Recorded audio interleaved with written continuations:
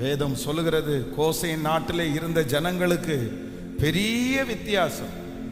அவர்களுக்கும் எகிப்தியருக்கும் ஆண்டவர் கட்டளையிட்ட வித்தியாசம் ரொம்ப ஆச்சரியமா இருக்கும் பாருங்களேன். அப்படியே நூல் பிடிச்சது மாதிரி அந்த பக்கம் கல்மழை இருக்குது, இந்த பக்கம் கல்மழை இல்லை. ஆண்டவர் ஒரு பெரிய வித்தியாசத்தை கர்த்தர் உண்டு பண்ணுகிறார்.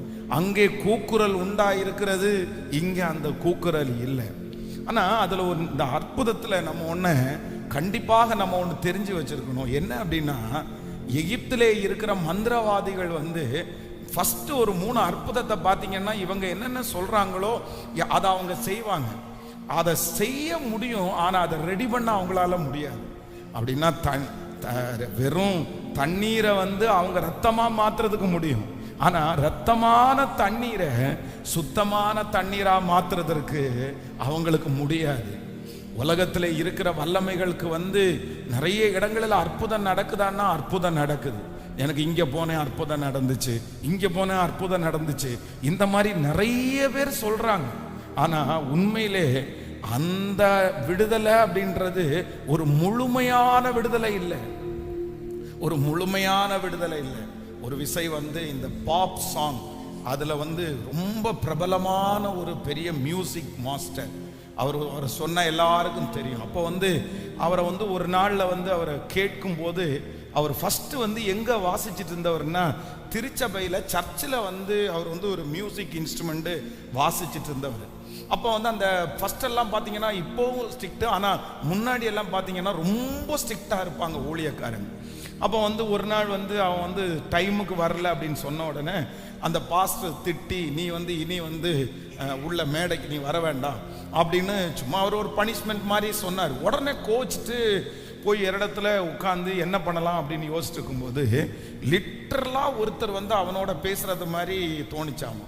என்ன கேட்டுச்சாமா ஒருத்தர், இந்த மாதிரி உன்னை இங்கிருந்து ரிஜெக்ட் பண்ணிட்டாங்கல்ல, உன்னை வேர்ல்டு லெவலுக்கு நான் ஃபேமஸ் பண்றேன், வேர்ல்டு லெவலுக்கு ஃபேமஸ் பண்றேன், உன்னால எனக்கு கீழ்ப்படிய முடியுமா, எனக்கு நான் சொல்றது மாதிரி பண்ண முடியுமா, நீ என்ன ஃபேமஸ் பண்ண நான் அப்படி பண்றேன்னு சொன்ன உடனே அந்த மியூசிக்கினுடைய ஒரு புதுவிதமான மியூசிக் அவனுக்கு கிடைச்சு, அதற்கு பிறகு உலகமெங்கும் பல நாடுகளுக்கு அவர் போய் பெரிய ஃபேமஸான மனுஷனா மாறிட்டாரு.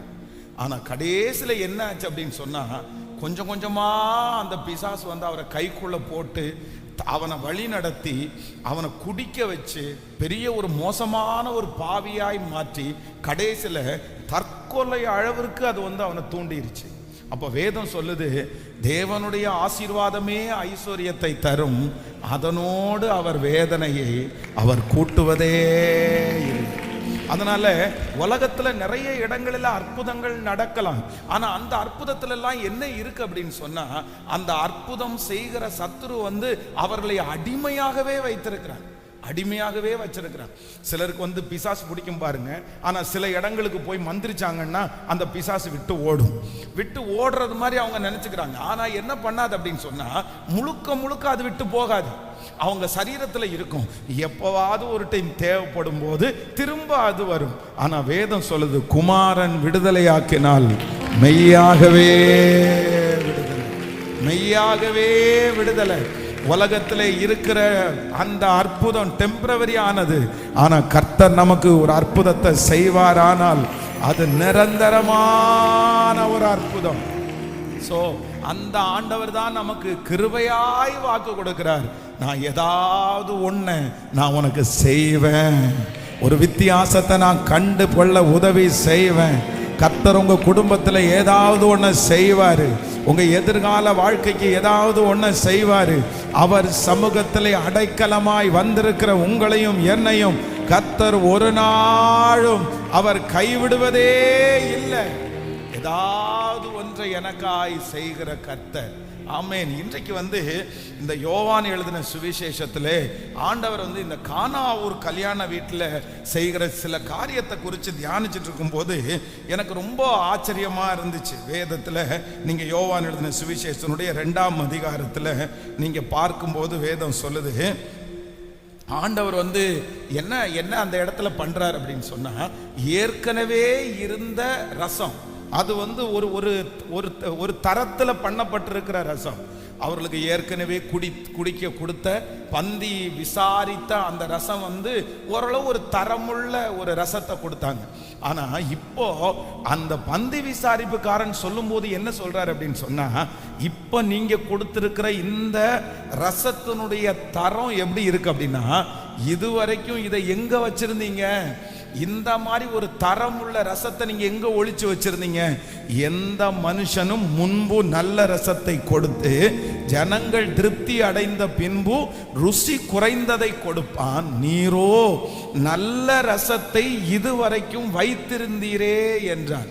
அப்போ நான் என்ன நம்புறேன் அப்படின்னு சொன்னா, இந்த 26வது நாளில் நம்ம வந்து ஒரு அறிக்கை செய்ய போறோம். கர்த்தர் நம்முடைய தரத்தை ஆண்டவர் உயர்த்த போகிறார். எப்படி அந்த கானா ஒரு கல்யாண வீட்டில் முன்னாடி கொடுத்த ரசத்திற்கும் அதற்கு பிறகு கொடுத்திருக்கிற ரசத்திற்கும் ஒரு தரத்தில் ஒரு வித்தியாசம் வந்துருச்சு, ஒரு டேஸ்ட்ல ஒரு வித்தியாசம் வந்துருச்சு. நான் ஆண்டவருடைய வார்த்தையை 100% நம்புறேன். இதுவரைக்கும் நீங்க இருந்த தரம் அல்ல, இதுவரைக்கும் நீங்க கொடுத்த தரம் அல்ல. கர்த்தர் உங்களை தரம் உள்ளவர்களாய் ஒரு வித்தியாசமான ஒரு தரத்தை, ஆமென், நீங்க செய்கிற வேலையில ஆண்டவர் வந்து தரத்தை பெருக பண்ணுவார். அந்த குவாலிட்டியை பெஸ்டான ஒரு குவாலிட்டியாய் கர்த்தர் மாற்றுவாராக. எங்க போனாலுமே குவாலிட்டியான ஒரு பொருளுக்கு பார்த்தீங்க அப்படின்னு சொன்னா மதிப்பு ரொம்ப அதிகம். நமக்கு நிறைய பேருக்கு இந்த உலகத்தில் இருக்கிற குவாலிட்டியான பொருளே நமக்கு தெரியாது. பாருங்க, சிலர் வந்து அந்த சட்டை எல்லாம் பயன்படுத்துவாங்க. அப்போ அந்த சட்டை எல்லாம் பயன்படுத்தும் போது சிலர் வந்து பிராண்டடான சட்டை போடுவாங்க. அந்த பிராண்ட், ஒரு சில பிராண்ட் இருக்கும், அந்த பிராண்ட் ஷர்ட் யூஸ் பண்ணுவாங்க. இது ரொம்ப காஸ்ட்லியாக இருக்கும். அவங்க வந்து அந்த ஒரு சட்டை வாங்குற அந்த பணத்துக்கு நம்ம வந்து ஒரு 3 சட்டை அந்த மாதிரி வாங்கிடலாம். அந்த அளவுக்கு அது ரொம்ப எக்ஸ்பென்ஸாக, ரொம்ப வந்து காஸ்ட்லியாக இருக்கும். ஆனால் நீங்கள் அந்த சட்டையை ஒரு நாள் நம்ம வந்து யாராவது கிஃப்ட் பண்ணும் போதோ அந்த சட்டையை போட்டு பார்த்தோன்னு வச்சுக்கோங்களேன், ஏற்கனவே நம்ம போட்டிருக்கிற சட்டை எல்லாம் ஒன்றும் இல்லை, அவ்வளோ தரமாக இருக்கும். அப்போ ஆண்டவர் வந்து அதுக்கு ஒரு மதிப்பு ஜாஸ்தி. அந்த பொருள் எங்க போனாலும் நிறைய பேர் கனம் பண்ணுவாங்க. அப்போ ஆண்டவர் வந்து இந்த 100 நாள் ஜபத்துல இந்த அதிகாரத்தின்படி கர்த்தர் வாக்கு கொடுக்கிறார், உங்க தரத்தை கர்த்தர் பெருக பண்ண போகிறார். அடுத்து ஒரு தரம் உண்டாக போகிறது. உங்க வேலையில கர்த்தர் ஒரு நெக்ஸ்ட் தரத்தை ஆண்டவர் கொடுக்க போறாரு. ஹல்லேலூயா! எத்தனை பேரை ஆமோதிக்கிறீர்கள்? கைகளை அப்படியே மேல உயர்த்தி முழு பலத்தோட சொல்லுங்க, எஸ், ஆமென். இதற்கு முன்பாக இருந்த தரம் அல்ல. உலகத்தில் இருக்கிற அநேகர் பிரமிக்கிற அளவிற்கு, இந்த குவாலிட்டியை பார்த்து ஆச்சரியப்படுற அளவிற்கு, இவ்வளவு குவாலிட்டியா உங்களால கொடுக்க முடியுமா? ராஜாக்கள் தேடி வருகிற அளவிற்கு, பெரிய பெரிய மனிதர்கள் தேடி வருகிற அளவிற்கு, அப்படி உங்க படிப்புக்கும் அந்த குவாலிட்டிக்கும் சம்பந்தமே இல்லை, உங்க அழகுக்கும் அந்த குவாலிட்டிக்கும் சம்பந்தமே இல்லை. அப்படி தரமான காரியத்தை கொடுக்கும்படியாய் ஆண்டவர் உங்களையும் என்னையும் கிருபையாய் நடத்துவாராக. ஹல்லேலூயா! என்னை தரமாய் மாற்றுகிற கர்த்தர், என்னை தரமாய் மாற்றுகிற கர்த்தர். அதான் சவுலிடத்துல வந்து ஒரு ஆள் என்ன சொல்றாங்க அப்படின்னு சொன்னா, நான் ஒருத்தனை கண்டுபிடிச்சேன்.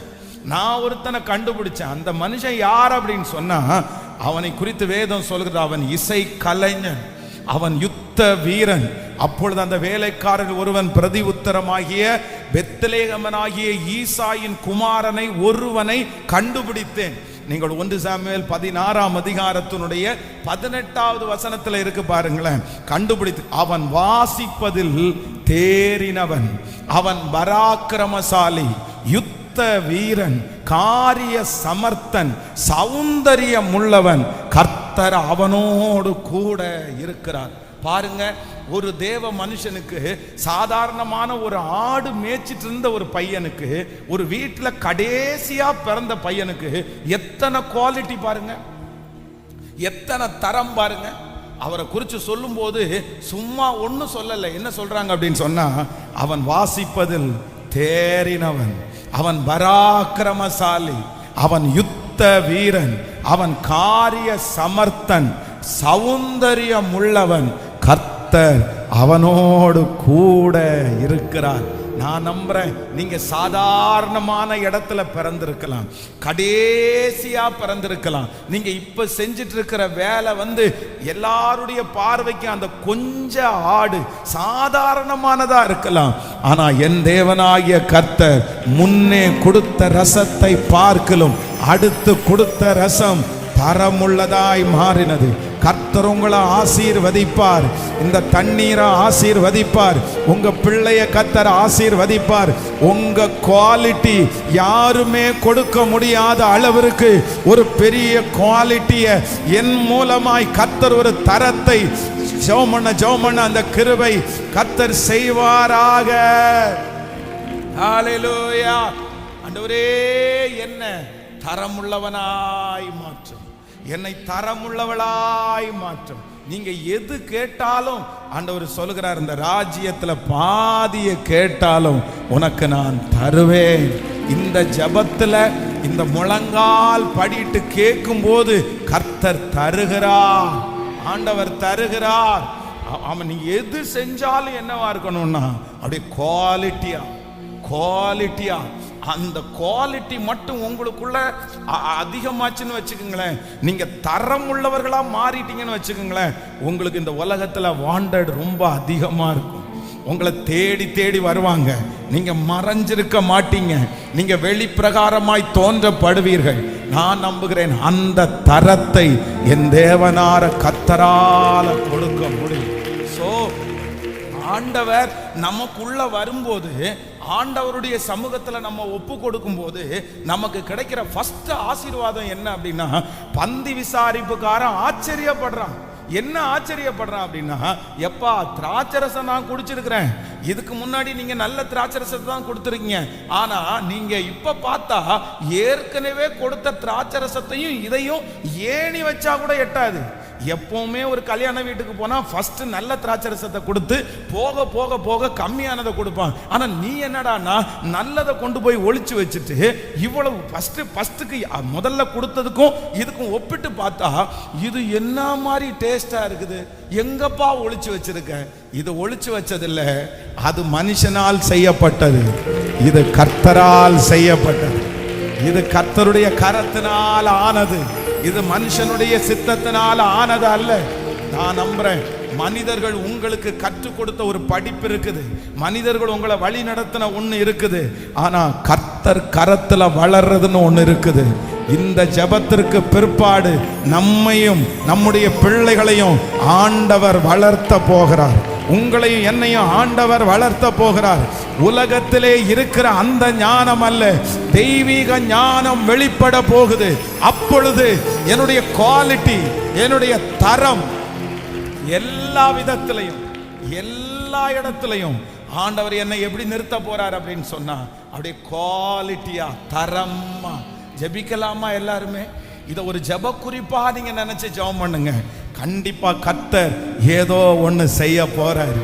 இந்த 100 நாளைக்குள்ள ஏதோ ஒண்ணு செய்ய போறாரு, நமக்கு ஏதோ ஒண்ணு செய்ய போறாரு.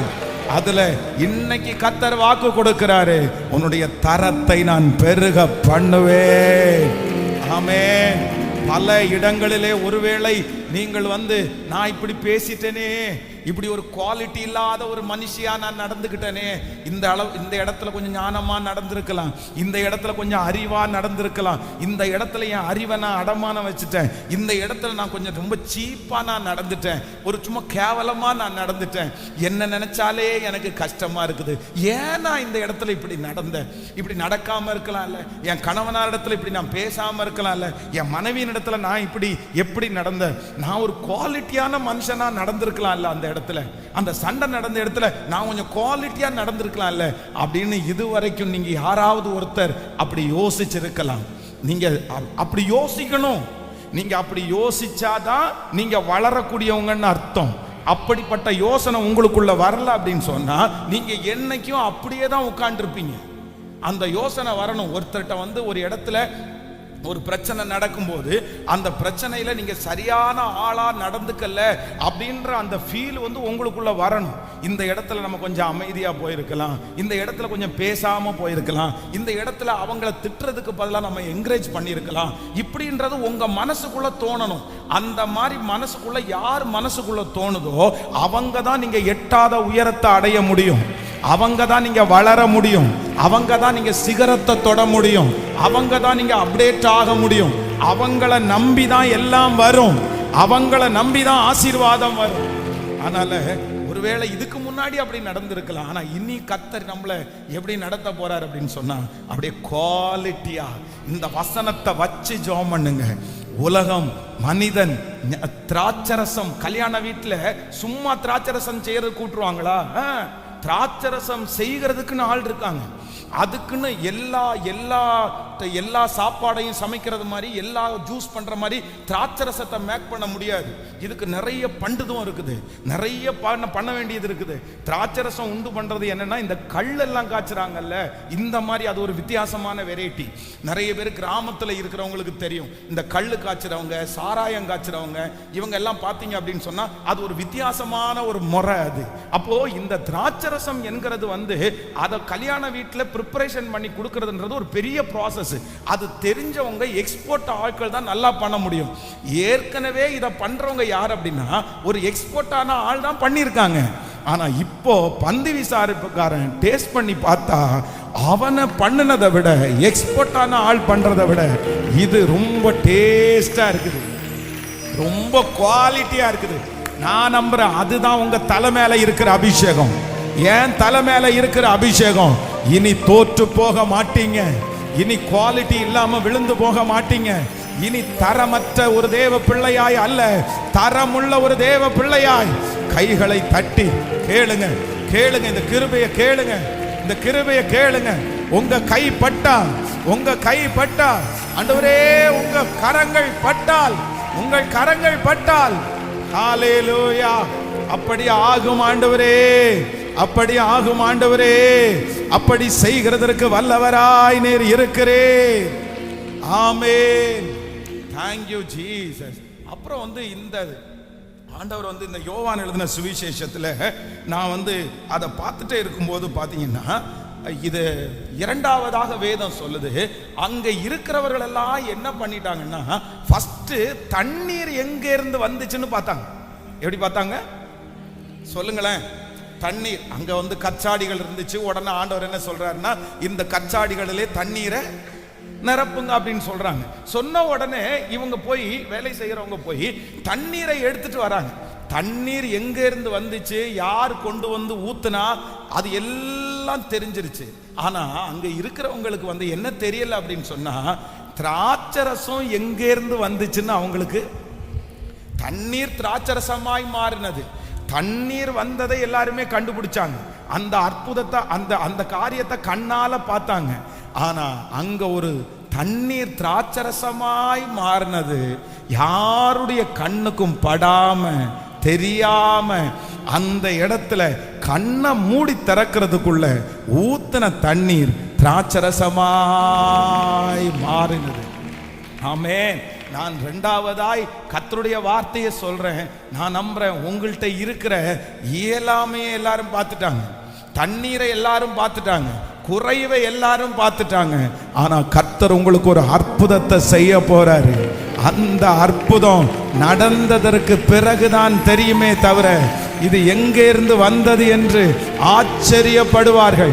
யார் இதை செய்தார்கள் என்று ஆச்சரியப்படுவார்கள். கர்த்தர் நேற்றைக்கு சொன்னது போல தூதர்களை நமக்கு முன்பாக அனுப்பி, ஆமென், அனுப்பி எனக்காக கர்த்தர் செய்து முடிக்கிறதற்கு அவர் வல்லமையுள்ள தேவனாய் இருக்கிறார்.